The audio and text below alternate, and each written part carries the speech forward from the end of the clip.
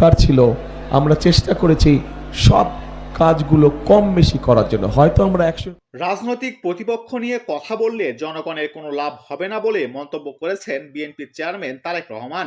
তিনি বলেন, আমি আপনাদের সামনে দাঁড়িয়ে আজ হয়তো আমাদের যে রাজনৈতিক প্রতিপক্ষ রয়েছে তাদের নিয়ে কথা বলতে পারতাম, কিন্তু তাদের জনগণের কি কোনো লাভ হবে? জনগণের কোনো লাভ হবে না।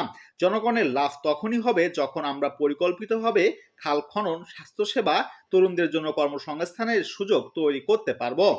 জনগণের লাভ হবে যখন আমরা আইন শৃঙ্খলা পরিস্থিতি সঠিক রাখতে পারবো। ফেনী সরকারি পাইলট উচ্চ বিদ্যালয় মাঠে আয়োজিত নির্বাচনী জনসভায় তিনি এসব কথা বলেন। দেশের মানুষের জন্য পরিকল্পনা তুলে ধরে তারেক রহমান বলেন, আমি দেশে এসে বলেছিলাম দেশের মানুষের জন্য কিছু পরিকল্পনা তৈরি করেছি। সেগুলো হলো, দেশের যে নারী সমাজ রয়েছে, যারা খেটে খাওয়া মানুষ, তাদের জন্য ফ্যামিলি কার্ড করতে চাই। কার্ডের মাধ্যমে প্রতি মাসে